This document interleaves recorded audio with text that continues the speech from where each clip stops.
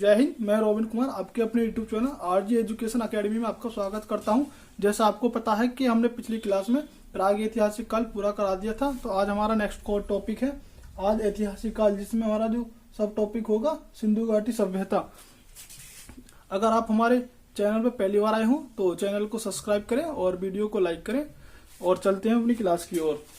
तो जैसे हम आज ऐतिहासिक काल में जिसका टाइमलाइन है 2500 ईसा पूर्व से लेकर 600 ईसा पूर्व, इसकी बात करते हैं। तो इसमें हमारा पहला टॉपिक होगा सिंधु घाटी सभ्यता, जिसका टाइमलाइन 2500 ईसा पूर्व से लेकर 1500 ईसा पूर्व है।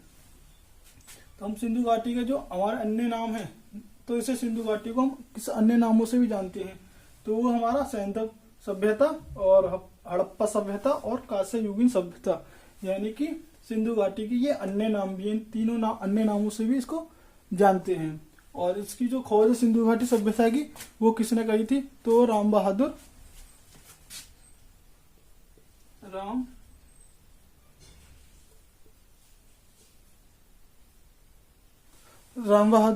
दयाराम साहनी, इन्होंने सिंधु घाटी सभ्यता की खोज की थी। राम बहादुर दयाराम साहनी ने, जो वर्ष 1921 में की थी। वर्ष 1921 में इन्होंने क्या की थी, सिंधु घाटी सभ्यता की खोज की थी। और इसका हम भौगोलिक विस्तार देखें, अगर सिंधु घाटी सभ्यता मतलब किस किस क्षेत्र तक फैली हुई थी, तो इसका हम भौगोलिक एरिया देखते हैं। तो इसका हमारा नंबर 3 पाते हैं, भौगोलिक क्षेत्र। भौगोलिक क्षेत्र जो हमारी सिंधु घाटी सभ्यता थी वो कहां कहां तक फैली हुई थी, तो हम देखते हैं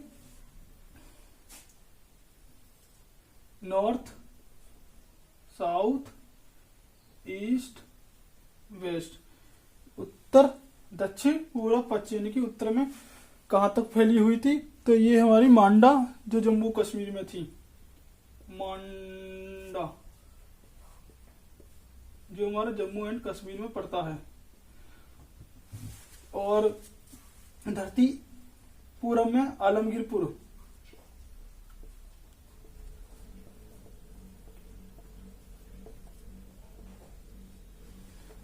और साउथ में थी हमारी देमावाद, दक्षिण में। ये जो आलमगीरपुर थी ये हमारी यूपी में थी, और देमावाद हमारी महाराष्ट्र में।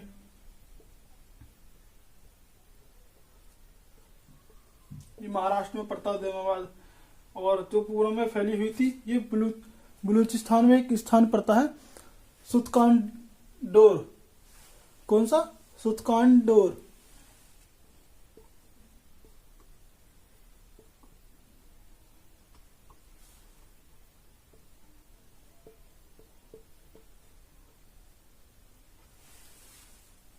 जो ये हमारे बलूचिस्तान में पड़ती थी, बलूचिस्तान।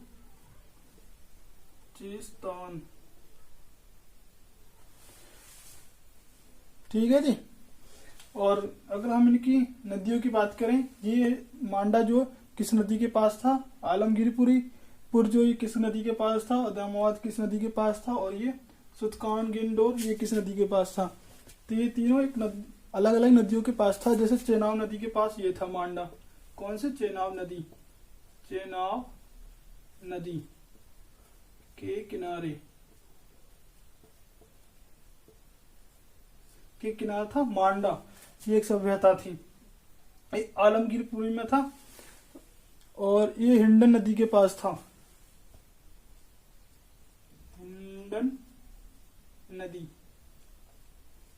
हिंडन नदी के पास था।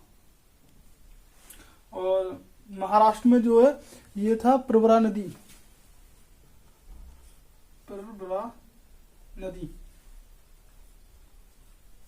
के पास ये क्या था, उपस्थित था। सिंधु घाटी सभ्यता जो फैली हुई थी, जो हमारी मांडा में जम्मू कश्मीर में चेनाब नदी के पास थी, आलमगीरपुर में हेंडन नदी के पास थी, और दैमाबाद महाराष्ट्र में जो था ये प्रवरा नदी के पास थी, और सुतकानगेंडोर में जो बलूचिस्तान में था स्थानीय, ये था हमारा दशक नदी के पास। कौन सा? दशक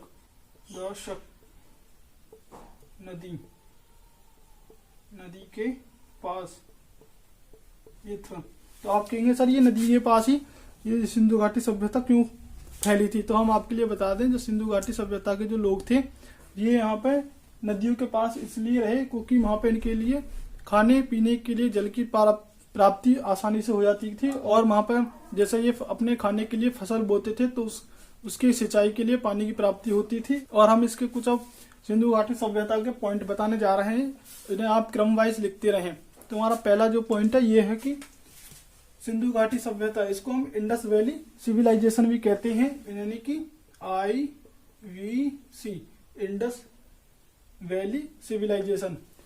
तो ये जो इंडस वैली सिविलाइजेशन था, इसका जो बंदरगाह था वो था हमारा लोथल में।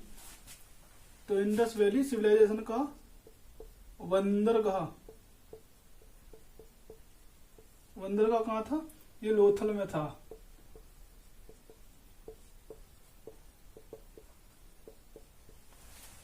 और सर्वप्रथम विश्व में खेती सिंधु घाटी सभ्यता में ही की गई थी, यानी कि सर्वप्रथम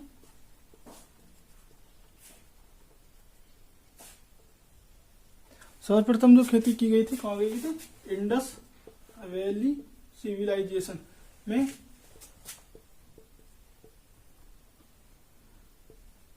कृषि की गई। जो हमारी कृषि थी यहाँ पे आपको पता कौन कौन सी थी? ये थी हमारी जौ, गेहूं और कपास। जौ, गेहूं और कपास, ये आदि, ये हमारी कृषि कही गई थी इंडस वैली सिविलाइजेशन में। सर्वप्रथम विश्व में सबसे पहले जो हमारी कृषि पाई गई थी वो पाई गई थी सिंधु घाटी सभ्यता में। और हमारा तीसरा पॉइंट है, सिंधु घाटी सभ्यता के लोग शाकाहारी एवं मांसाहारी दोनों प्रकार के थे।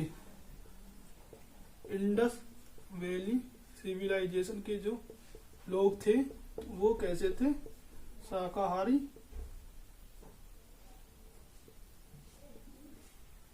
और मांसाहारी।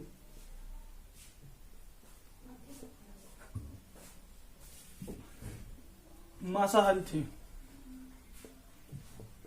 और हमारा चौथा जो पॉइंट है, जो सिंधु घाटी सभ्यता में नगर जो दो भागों में बटा हुआ था, एक पश्चिम और एक पूर्व। नंबर 4, इंडस वैली सिविलाइजेशन के नगर दो भागों में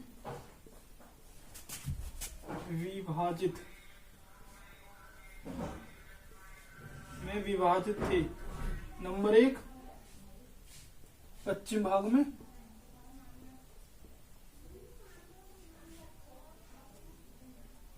और नंबर 2 पूर्व भाग में। जो पश्चिम भाग में थे वो उद्योगपति वगैरह, व्यापारी वगैरह रहते थे, इनके अमीर रहते थे। यहाँ पर अमीर, आज की भाषा में अमीर, पूंजीपत आदमी रहते थे यहाँ पर पश्चिमी भाग में। और यहाँ पर पूर्व जो भाग था यहाँ पे निम्न वर्ग के लोग रहते थे। और सिंधु घाटी के जो लोग सोना, चांदी, जस्ता, इनसे क्या थे? परिचित थे, यानी कि इनको धातु विज्ञान की भी नॉलेज हो गई थी। तो हमारा 5वां जो पॉइंट है, इंडस वैली सिविलाइजेशन के जो लोग थे के लोग सोना, चांदी, तांबा, जस्ता आदि धातु से परिचित थे। यानी कि जो हमारे सिंधु घाटी सभ्यता के जो लोग थे ये हमारे सोना, चांदी, तांबा, जस्ता आदि से क्या थी? परिचित थे। और मोहनजोदड़ो में एक कस्से की नृत्यकी मिली थी, नर्तकी। नंबर 6 मोहनजोदड़ो जोड़ो में मोहनजोदड़ो में क्या मिली थी? एक कांस्य की नर्तकी मिली थी।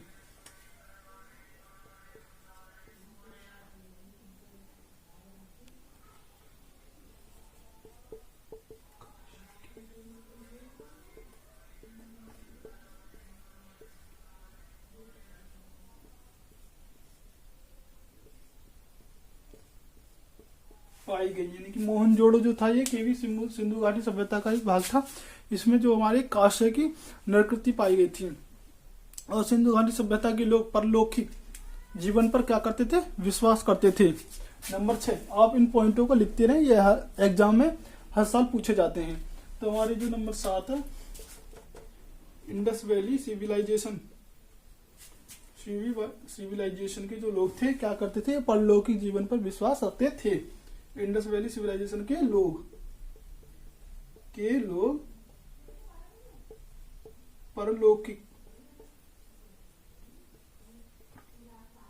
परलौकिक जीवन पर विश्वास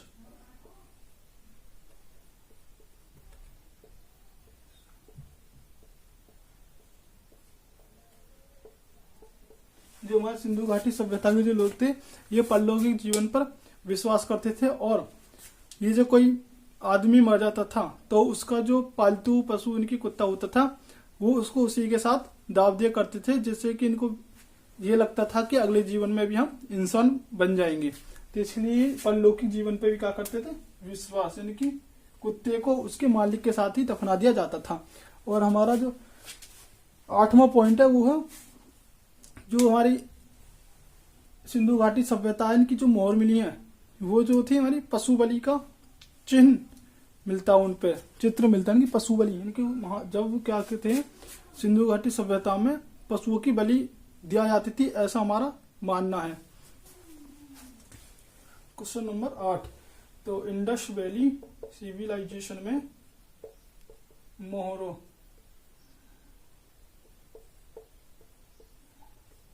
पर क्या मिलता है? पशु बलि का चित्र प्राप्त होता है। पशु बलि का चित्र मिलता है। सिंधु घाटी सभ्यता के जो लोग थे, यहाँ की जो मोहर हैं उन पर पशु बलि का चित्र मिलता है। इससे ये प्राप्त होता है कि जो हमारे प्राचीन समय का जो सिंधु घाटी सभ्यता थी इसमें जो लोग पशुओं की बलि देते थे, इसलिए उन्होंने मोहरों पर पशु बलि का एक चित्र बना दिया।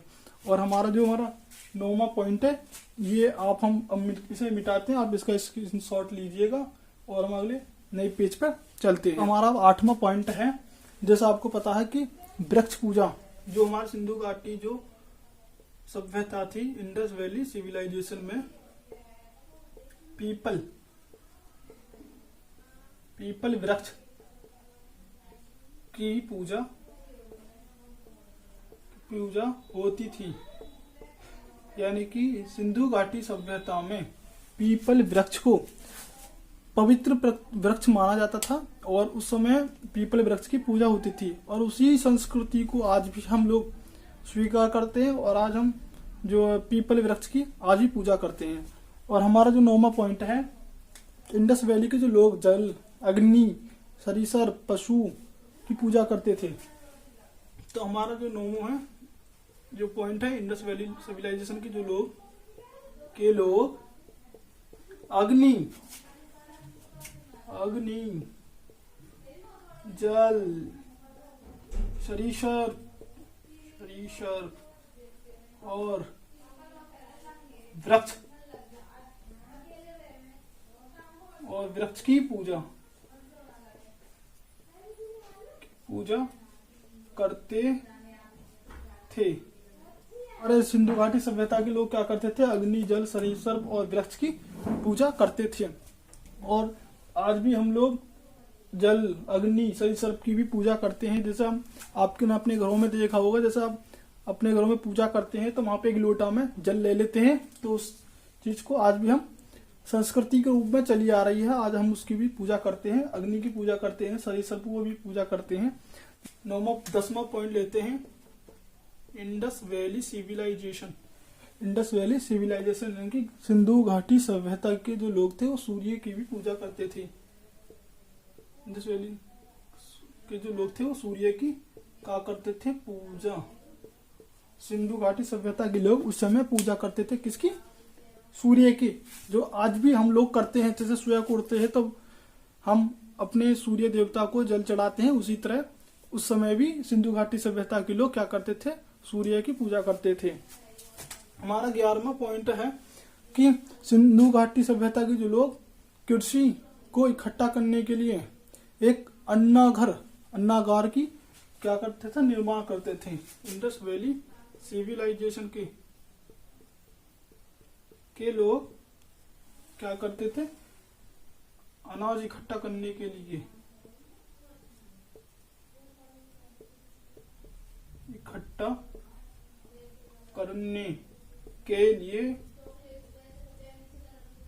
अन्नागार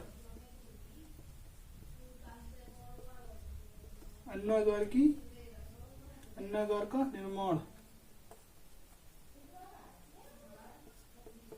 निर्माण करते थे। सिंधु घाटी सभ्यता के जो लोग थे, जो अपने खेतों से ये फसलों को घर लाते थे अनाज के रूप में, तो ये अपने अनाज को रखने के लिए एक अन्नागार का निर्माण पहले करके रखते थे, जिससे कि उसमें अपना अनाज धर सके। और यही अन्नागार सबसे बड़ी इमारत थी, सिंधु घाटी सभ्यता की सबसे बड़ी इमारत जो थी, ये सबसे बड़ी इमारत क्या थी, अन्नागार ही थी। और नगर, जो सिंधु घाटी सभ्यता में जो नगर थे वो क्या थे, जाल पद्धति पर क्या थे, वो आधारित थे, जाल पद्धति पर आधारित। आप कहेंगे सर ये कैसे, मतलब नगर जाल आधार पद्धति पर कैसे, तो ये जो नगर था वो एक तरह से इस तरह था, ये जो जाल यानी कि जाल बन गया इस तरह से, ये क्या थे, जाल पद्धति पर आधारित थे। और इस सड़क एक दूसरे को 90 डिग्री पर काटती थी। जो सड़कें थी, जैसे ये सड़क है, ये वाली सड़क, ये 90 डिग्री पर काटती थी, ये जो 90 डिग्री का अंश कोण बन गई, 90 डिग्री पर काटती थी। और इंडस वैली सिविलाइजेशन विश्व की एकमात्र सभ्यता है जिसने पक्की ईंट का प्रयोग किया। तो यहाँ पे जो हमारे 13वां पॉइंट है, यहाँ पे पक्की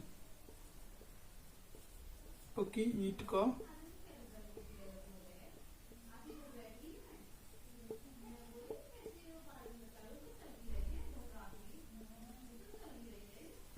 मतलब सिंधु घाटी सभ्यता में जो वो बना था, भवन घर बने थे, उसमें क्या गया था, पक्की ईंट का प्रयोग किया गया था। और इंडस वैली में जो लिपि थी वो चित्रात्मक थी, या लिपि दाएं से बाएं की ओर लिखी जाती थी। इंडस वैली में जो क्या है, लिपि चित्रात्मक थी। लिपि क्या कैसी थी, चित्रात्मक थी। और ये बाएं से दाएं की ओर लिखी जाती थी, यानी कि बाएं, यानी इधर से वो इधर को लिखते थे, इधर से यूं हम बाएं से दाएं की ओर लिखते हैं। और ये जो लोग थे हमारे सिंधु घाटी सभ्यता के लोग, ये इधर से इधर को लिखते थे, यानी कि दाएं से बाएं की ओर, और हम लिखते हैं बाएं से दाएं की ओर। ठीक है जी। और हमारा जो नेक्स्ट लाइन है एकदम, तो वो हमारे इंडस वैली की जो कब्रिस्तान मिला, जिसे C37 कहते हैं। इंडस वैली 15वां लास्ट पॉइंट हमारा ये जो है, इंडस वैली सिविलाइजेशन में कब्रिस्तान। इंडस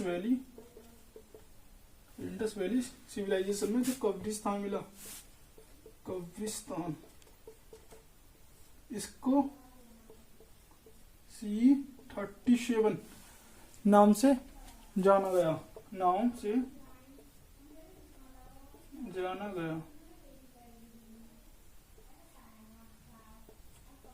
सिंधु घाटी सभ्यता के जो लोग थे, इनकी जो कब्रिस्तान मिली, उनको क्या किस नाम से पहचाना गया, C37 नाम से इनको पहचाना गया। अगर आप हमारे चैनल पर पहली बार आए हों तो चैनल को सब्सक्राइब करें और वीडियो को लाइक करें, जिससे आने वाली वीडियो आपके पास सबसे पहले आए। और हमारा जो कल का टॉपिक होगा वो होगा वैदिक सभ्यता। जय हिंद।